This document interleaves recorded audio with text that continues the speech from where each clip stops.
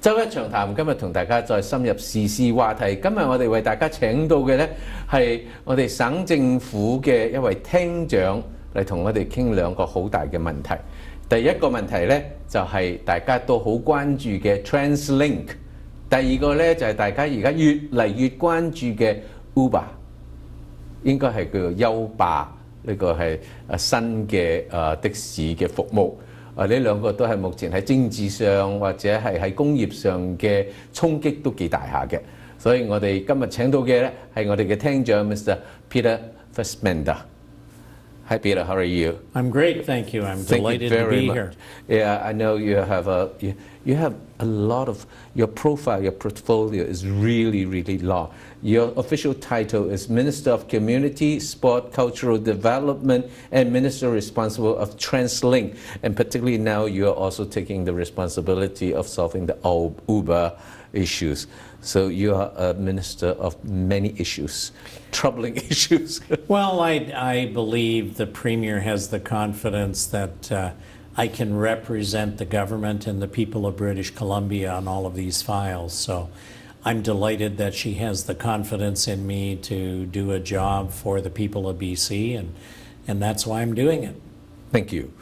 Now, TransLink, let's start with TransLink. You are the minister responsible for TransLink, but the TransLink has its own governing bodies and their own executive systems. It's a bureaucracy by itself, a technical one. So what is your role? Well, my role as minister is to ensure that the provincial legislation that we have is doing the job that it needs to do as it relates to TransLink and Metro Vancouver Transportation Services. I work closely with Minister Stone, who's the Minister of Transportation and Infrastructure, on ensuring what we do in Metro Vancouver fits with provincial policy on transportation throughout the rest of the province.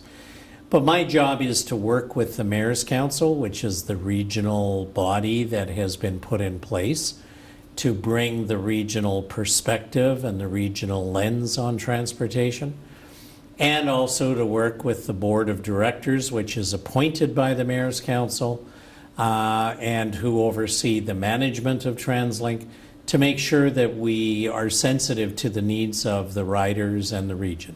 Yeah.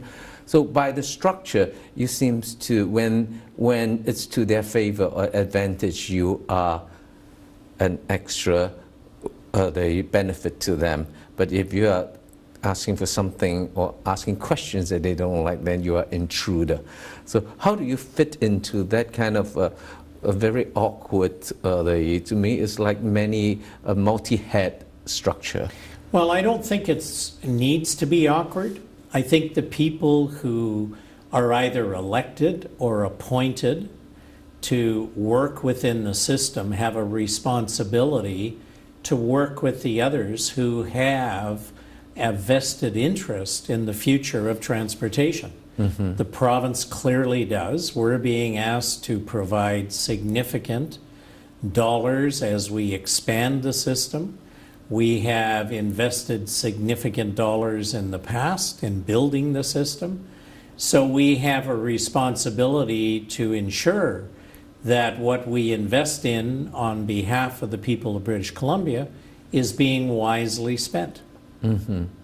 So the recent development is the Prime Minister has increased their share to the 50%, right? What the federal government in the recent budget has said is they are willing to contribute up to 50%. Up to 50, yes. And there's an important word in there, up to. That's actually two words. And the reason for that is they are telling us what their criteria are for the money they are prepared to give. But what is obvious is based on their formula, which is based on ridership, British Columbia, the Lower Mainland, Metro Vancouver, is eligible to receive up to $370 million over the next 3 years. Mm-hmm. And the opposition or the TransLink or the other stakeholders has asked the province to step up to increase their share, which was in the past is one third, one third, one third. So I know in the media you have already they explained your stand. Can you elaborate a little bit more? Yeah, I can. Where you state. When I met with the federal minister and he informed us that he was prepared to invest up to 50%, he asked me, is the province prepared to increase from 1/3 to something higher than that? And I said to him, at this stage, we are not, and here's the reason why. I don't think a lot of your listeners are maybe aware that when TransLink was formed, the provincial government of the day agreed to take hospital capital tax off the tax rolls in Metro Vancouver, with the agreement that the region would fund the operations of TransLink and its share of capital through property tax. So people in Metro Vancouver do not pay hospital capital tax. In every other community in the province, they pay hospital capital tax, and they also pay a share of the transit costs outside. So to suggest that the province is not putting more in is not true, because we pay 100% of hospital capital tax, and the region does not contribute to that. That is something that not known not only to our audience. I think most of the people in British Columbia does not know about this history. So it's helpful to be able to communicate on these things. Now, TransLink, do you look at it as a major public image issues, or really technically can be solved? I think it's two things. I think number one, if you look at the Expo line, which is now over 30 years old, you recognize it's an aging bit of infrastructure, so it needs to be upgraded. And whenever you have older technology or older mechanical things like cars and some of those things, you know that you're going to at times have challenges. There is nothing that I'm aware of in the world where there aren't technical challenges that happen from time to time. Equipment breaks down, computers freeze, whatever it might be. So I think the bigger issue with the public is the way TransLink has not communicated in the past. So when they've had problems, they at times have not addressed them appropriately or answered the questions in a very forthright fashion. They need to change that. They need to do a much better job on communication than what they have. I've said that to the board of directors. I've said it to the new CEO who was recently appointed. Job one, moving forward, aside from getting more money and building more things and so on, is TransLink needs to rebuild the confidence of the public that it is a very efficient, well-run organization that is providing the best service possible. I happen to know, because when I was chair of the Mayor's Council, that jurisdictions outside of British Columbia see TransLink as one of the most efficient systems in the world when you calculate it based on cost per kilometer of passenger movement. So other jurisdictions see us as having a very good and a very effective system. We don't. And part of that problem is not the system, but the way the system is communicated to their clients, which is the riders. Yes, we've been to, most of the audience have been to from Asia. So they know in Hong Kong, Tokyo, Taipei, Shanghai, all these technology. And sometimes they do shut down. But when they shut down, people are more patient, and people said, well, it happened, these things. But here, our response is basically, what again?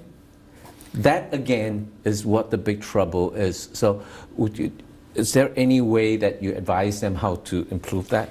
Well, when I've spoken to the board, and I know the new CEO clearly knows, if you have a problem, admit you have the problem, and tell people what you're going to do about it. Don't avoid talking about it. Don't use a very superficial answer that people kind of question whether it's even true.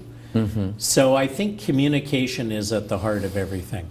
If people understand that stuff happens, and it does, you and I know you can go out to the airport for a scheduled departure at midnight, and you get on the plane, and then the captain comes on and says, ladies and gentlemen, we have a door that's not sealing properly. I'm sorry, we should have it fixed in 5 minutes.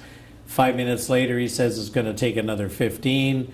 And then he comes back and says it's going to take another hour. And guess what? You can get off the plane. It's going to be 3 hours, or we have to replace the plane. But at least they keep telling you what the reality is. And that's no different in any other factor of our lives. So I think TransLink has a real communications job to do. Yes. Going back to the technical side, and I hope this will be a short question, but Compass Card, or a lot of innovation. Anyone who came from outside of Vancouver knows that the Compass Card and the system that you pay your fare, it's nothing new. It's nothing. Not even building a rocket science. But here, it seems takes forever, and there has never been an explanation. I have someone from TransLink here sitting there, who was on the board of TransLink, who said and told me that BC, there's a new technology, it needs to be tested, but that's not a new technology. Other cities have been doing that for decades, and that mentality is what worries people when it goes to air. Yeah, and I think, what it is here is a new application of technology with a view to the future. And again, I think what TransLink didn't do a good job on was explaining we have a problem with our supplier on the implementation of this technology. Here is what we're doing. They are accountable. There are performance clauses in the contract. And yes, we've had some challenges. But again, I find most people are very forgiving if you tell them the truth and give them the facts. That is the key to customer service. And people expect that. And I think that's what TransLink needs to do. Thank you. You actually opened a few windows for us to new perceptions so that we can look at the TransLink issue in a different angle. Thank you. Let's take a break and we'll come back to talk about another big issue on your profile. 我哋休息一陣，一陣間繼續翻嚟同大家再傾下 Uber。